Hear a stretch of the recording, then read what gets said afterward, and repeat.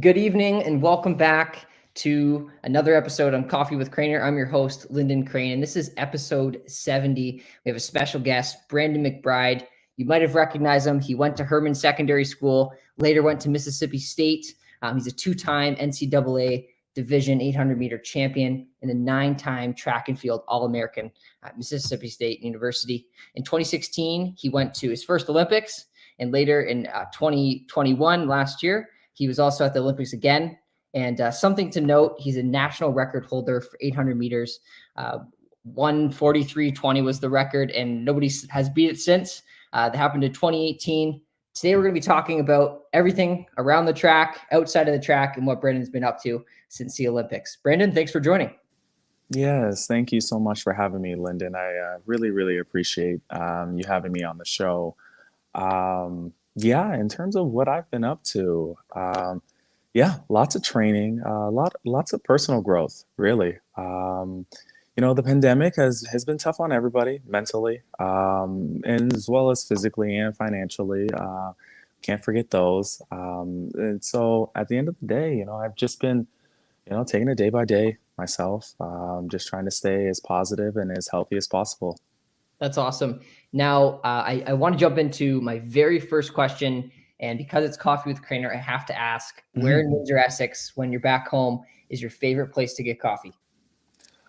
To be honest, I'm not really a coffee type of guy. I'm more of a tea type of guy. But my favorite place to get tea, I'm Canadian. I'd have to say Tim Hortons, East Side, just off of Central. I forget the intersection exactly, but it's just the East Side, right by the old YMCA.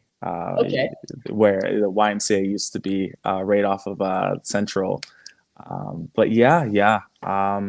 That would be my go-to whenever I'm in town. I grab a nice tea there.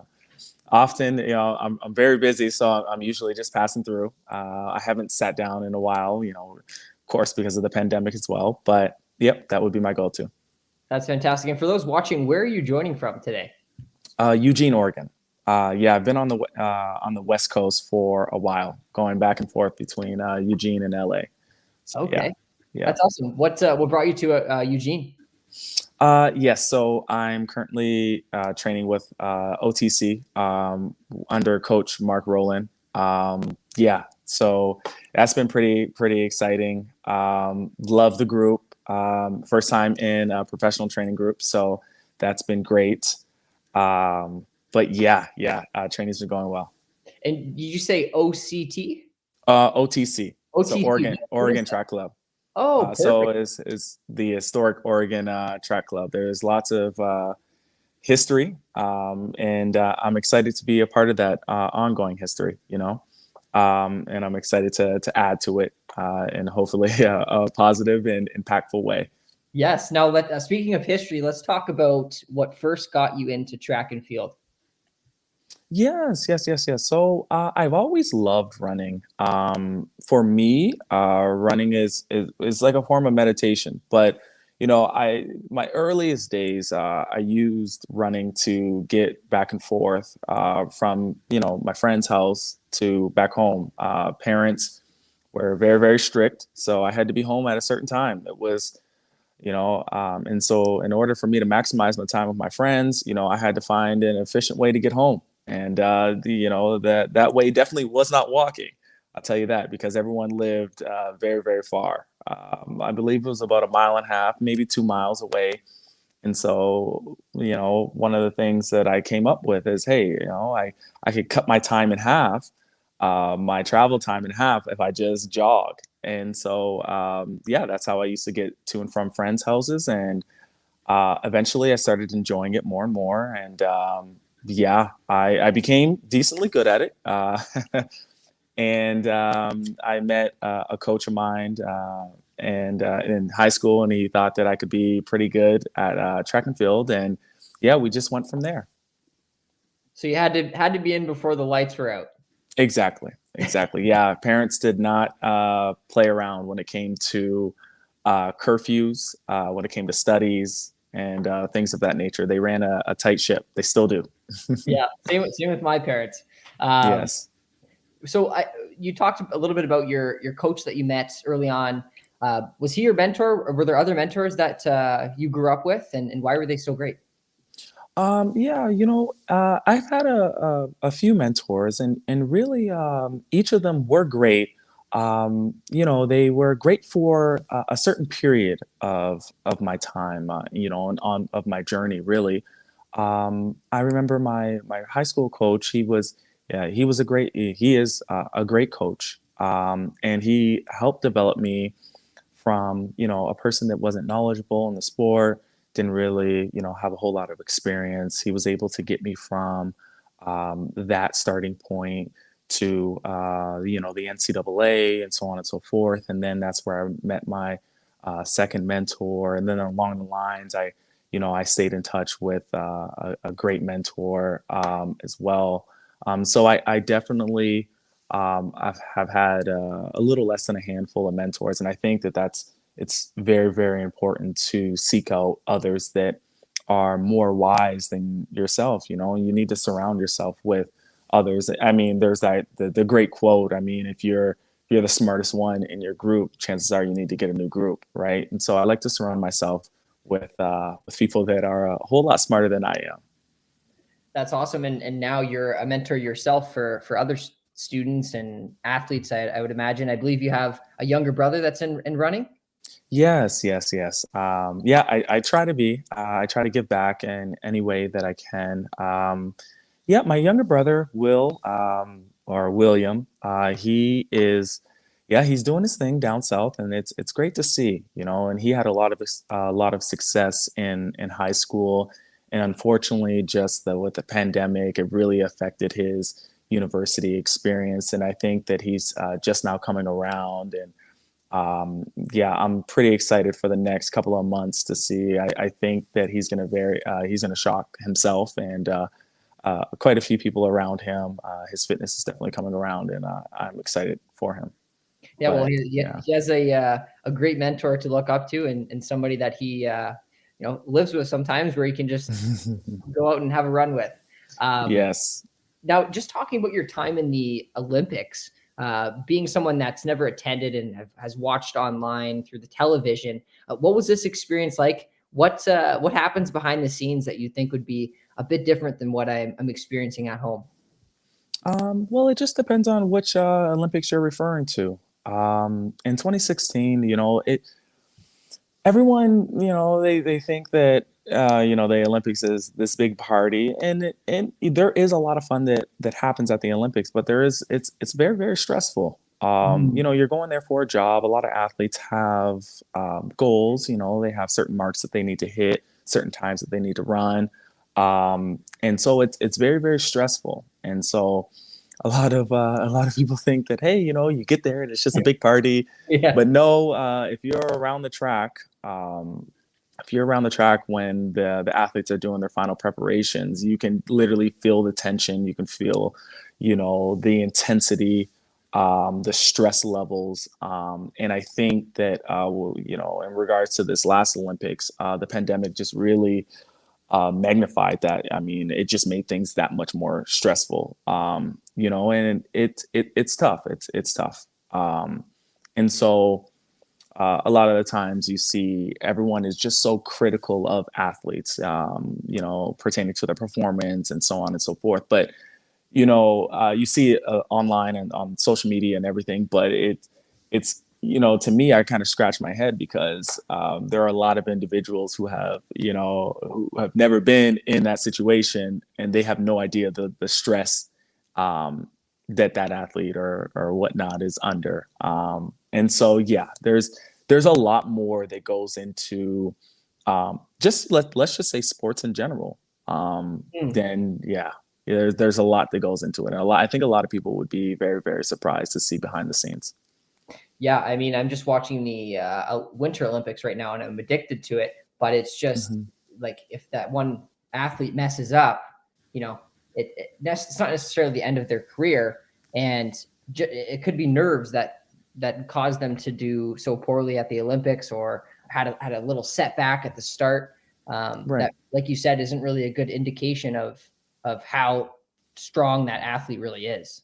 Yes, yes. And, unfortunately with sports, it can be very, very cutthroat. And so, that particular athlete, whatever athlete you want to name, they could be, number one in the world for 10 months straight. And then when it comes time to the games or whatnot, or their world championships or their major championships or whatever, whatever circumstance, whatever event they may be competing in, it could be something as simple as, hey, they got a bad batch of eggs that morning, and now their stomach is not feeling the greatest, or they're not feeling the greatest, or food poisoning, or so on and so forth. And then all of a sudden, hey, they have an off competition, and that's the thing about athletics is it's cutthroat, unforgiving at times. But yeah, it's part of why I do it. I just love it. I really do. I really do. I So, love the highs and the lows. of course, of course. And speaking of the food issue, I remember running cross country and track, and I had a McDonald's breakfast wrap a half hour before the race, and I promise I Oh was no. not feeling too good for that race, but Yes. totally understand what you mean. I just want to, speaking on, we're talking about food. We did have a quick question that came in, Brandon. So it's, what is nutrition like before race? Long distance runners say they eat pasta. Does he eat candy or sweets to get an adrenaline rush? Oh, okay. And so, yeah, I nutrition before the race. I try to keep it very, very simple. I will, have, let's say, maybe a sandwich, or maybe a little bit of pasta, but and not a little bit of pasta, but I'll have a decent amount of pasta. But I try to eat 3 hours out from the race, and really, I think it just depends. You have to learn your body. You have to know, what fuel is the best type of fuel for your body, right? Some people like energy drinks, like candy, or so on and so forth before the race. Me personally, I'm more of a tea type of guy, like 90 minutes, maybe 2 hours out of the race. From the race, I like to have a nice tea, just with a tad bit of caffeine in there, because that's all it really takes to get me going. But yeah, it's that's what works for me. But at the end of the day, you have to find what works for you. Do you have any like superstitions or like a routine or habit that you have to do every single time before you hit the track? Yeah. Yes.